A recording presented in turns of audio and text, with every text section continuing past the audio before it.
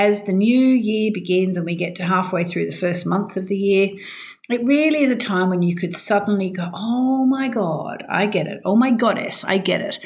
Maybe also flashes of insight. It's very much a time where there can be insight into problems that have been perplexing you, and suddenly I'm snapping my fingers, something happens, something shifts, and you're on the other side of an issue. Welcome to the Mainly Moonology podcast. I'm your host, Yasmin Boland, an award-winning astrologer and the Sunday Times best-selling author of books including Moonology and creator of the Moonology Oracle cards. My intention for this podcast is to help you understand how you can create your dream life using Mainly Moonology, the moon, as your guide. There are a lot of astrological energies swirling around this week, and I think the best thing to do is to go through them one by one. Just to kind of give you an overview, really it's about getting aligned in the midst of all the changes that are taking place now, trusting the flow, and knowing that 2025 is going to be a big year of lots and lots of changes. This week's energies really are inviting us to find a balance between harmony and challenges. So you could say the cosmos is asking us to really stay present, stay grounded, believe in our own magic, to meditate, get aligned with our inner truth, and not to overdo anything, as some really powerful aspects open up opportunities for us for transformation, connection, sudden change, big changes. I'll go through it. What's in the stars? So let's start off with the first big aspect of the week, which is Mars is trining, aligning with Neptune. That's on January 13. So really you could say the week begins with kind of a call to act intuitively and really with as much tapping into your higher self as you possibly can. So it is really a time for meditation, and it really is a time to be trying to think about what your higher self wants from you as the year begins. Is your higher self calling you to go on a retreat like I'll be doing when you hear this? Or is your higher self calling on you to get into your spiritual practice more this year? Is your higher self calling on you to start to work with your dreams this year? Have a think about all this. Mars is actually retrograde at the moment, so it can feel like it's quite hard to get things done. Okay, but Mars is retrograde in the sign of Cancer. So it's really stirring over our emotions, challenging us to go deeper emotionally. And then as it connects this week to Neptune at the end of Pisces, it's kind of gently whispering to us, trust in your dreams, soften your approach and allow yourself to flow rather than to try and force anything. Okay, I'm actually going to be in India doing Panchakarma, so that's a good message for me, is like just to trust the process, that there is something divine happening, and just go one step at a time. Whatever you're going through, just remember there is something divine in the air this week. Also this week we get Sun trining Uranus on January the 13th, and that's kind of a very contradictory energy, even though they're taking place on the same day, and they're taking place in the signs of Cancer, Pisces, Capricorn, and Taurus. And you might think they don't have much in common, all those different signs, but in fact they do, because they're all earth or water signs, and so they're all kind of great friends, and it means the energies are very aligned. With the Sun trine Uranus, it's as though if we lean into our higher self, we lean into our meditation, we lean into listening to our intuition, as I just mentioned with the Mars trine Neptune, we can actually get some amazing breakthroughs. Okay, so it may well be you've been struggling with something, you've been resisting it, maybe it's a conversation you need to have, or maybe it's accepting a particular situation. Whatever it may be, as the new year begins and we get to halfway through the first month of the year, it really is a time when you could suddenly go, oh my God, I get it. Oh my goddess, I get it. Maybe also flashes of insight. It's very much a time where there can be insight into problems that have been perplexing you, and suddenly I'm snapping my fingers, something happens, something shifts, and you're on the other side of an issue.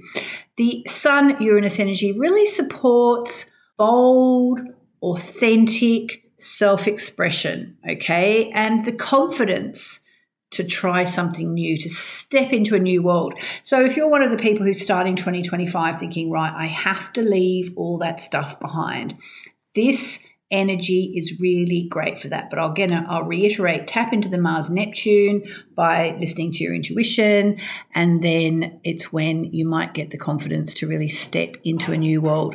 Change is most certainly in the air this week with this link between the Sun and Uranus happening. So embrace it with an open mind, an open heart, and again, feel your way into it intuitively as much as you can.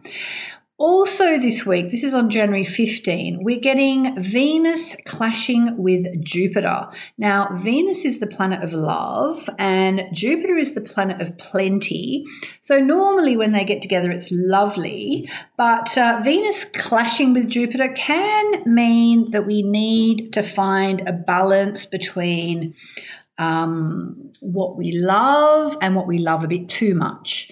It can be about overdoing things and realizing you need to be slightly less self-indulgent. It can be as well almost about loving too much. How much love is too much love? It can be a great time for socializing and connecting, but you need to be really careful of overcommitting and overextending yourself. And as I record this at the very start of January, I can't help but think, for me in India, as I do Panchakarma, I hope, it can be a time of wanting to go off and see my teacher, for example, but also realizing I mustn't overextend myself. Also a really good time to check in with your values and to ask yourself what truly nourishes you, what really matters to you right now. Just be careful you don't push things too far this week, because it can be a time where you just overdo it on the eating front or the drinking front or the loving front. Actually, less on the drinking front, but it can be just a time of overindulgence. And we also get the Sun opposite Mars this week. And that's really very much about a turning point coming, maybe a potential tension or conflict that's going to flare up and help you to decide what you need to do next. It can be a time when you will feel very upset or even angry. And again, with my Panchakarma, I'm imagining I'm going to have lots of feelings coming up, and it is a time to really watch yourself emotionally, check your emotions. It's all very well to get upset about stuff, but it's really a question of how we handle our emotions and not flying off the handle. And then we get much more sort of constructive aspects to end the week. We get on the 17th, we get the Sun sextiling Neptune. So it's like the intensity of the week is going to start to soften. There's a moment of spiritual clarity. And again, I can't help but thinking, hopefully, I'll be in India and I've gone through all my stuff and now I'm like, oh man, I'm feeling so zen. It can be that we go through all this stuff, but our feelings start to settle. The Sun sextile Neptune is really a beautiful time to meditate, to dream, to listen to music, and to also to trust in the divine and trust in the unseen, whether you're in India or not. And finally, we get at the end of the week on January 19, we get Venus meeting up with Saturn. Now, this doesn't happen very often. It's a very big thing, and it's about the energy really shifting towards commitment and structure, especially in matters of love and finance. If you've got a situation you're negotiating with someone to do with love or money, it can be a really good time to come to some kind of agreement.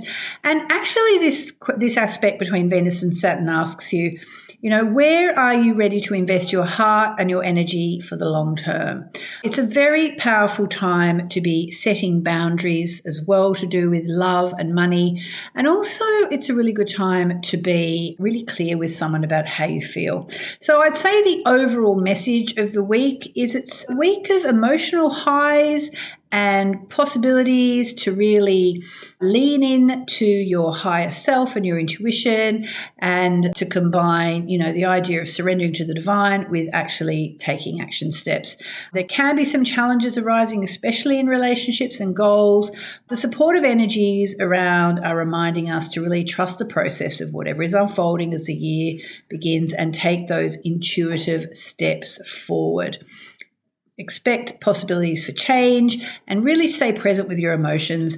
Use the energy to create a life that feels both equal parts inspired and grounded. So that's the astrology of the week ahead. I just wanted to also talk a little bit about the moonology of the week ahead, and I'm reading from my Moonology Diary 2025. Where's the moon? If you haven't got it yet, go to moonmessages.com/my diary. That's moonmessages.com/my diary. If it hasn't sold out already, you'll be able to get a copy of it there and get a whole stack of bonuses, including my Kickstart workshop that I recorded at the very start of the year, which will give you an overview of all the big change energies coming up in 2025. So here we go. The first full moon of the year is the full moon in the sign of Cancer with the lunation. Keywords are all about getting feisty, feeling emotional, possibly anger rising, and raging. So I will be just landing in India after this, so hopefully I won't be coming off raging against something here in Sydney. The dates and times of the full moon are LA, January 13 at 2:26 p.m, New York, January 13, 5:26 p.m, London, June 13, 10:26 p.m, and here in Sydney, where I am right now as I record this, January 14, 9:26 a.m. So I will be well and truly in India for that. So I may or may not do my full moon broadcast from India. We'll see. So the first full moon of the year is packing a punch. For one thing, it's taking place in the super emotional sign of Cancer. Cancer, as you may know, is a water sign, and water is all about the emotions. Plus, the moon is about emotions and feelings anyway. And if that weren't enough, this full moon is taking place near the planet of anger and ire and sex and drive and determination, Mars, which, on top of everything else, is currently retrograde. So add all that up, and it's fair to say 2025 is starting off with a bang, okay? The full moon in Cancer this week is going to give us a bang. So is that a good thing? Well, honestly, it can be. If you're starting the year really wanting to move on from the past, this lunation will help. However, if you're starting the year trying to stay calm and to keep life flowing really smoothly, you will have to try extra hard under this full moon because it is pretty feisty. One of the great things about this full moon is that it's harmonizing with the planet of dreams and poetry, Neptune. So even if you're seeing red and feeling angrier than you really want to, it is possible to tune out of Mars's fire and ire and any old arguments that might resurface as a result, and instead tune into the Neptunian calm. And to do that, you'd want to do something like a spiritual practice such as meditation or yoga or chanting or breath work or EFT, which is tapping, or whatever works for you. And I will try and do a few broadcasts from India because I know I'm going to feel really inspired there, but I also equally may decide just to get off social media altogether. I may be told to do that. I don't really know yet. So we really do have to take responsibility for our emotions. That's one thing that we need to learn this year. Even when we feel like life is, provoking us, this might be one of those times where we feel like we're getting prodded by the universe. But if you work with the moon throughout the year, I hope you'll learn there is rarely a good time to resist your feelings, okay? Instead, you really want to process them as you go along. And the full moon is the ideal time to process your emotions, okay? Because what happens at the full moon, we all know, the energies come up and it's all the better for us to access them and deal with them and process them and release them. So I will end this with a reminder to, if you don't have your Moonology Diary 2025 yet and you want to get ahead of all the energies of the year ahead, unless it's already sold out by the time you hear this, you should be able to get a copy and register it at moonmessages.com/my diary, moonmessages.com/my diary. And you will also get free access to my Kickstart 2025 workshop, where I tried to lay out all the energies of the year ahead for you so you know what to expect as 2025 unfolds.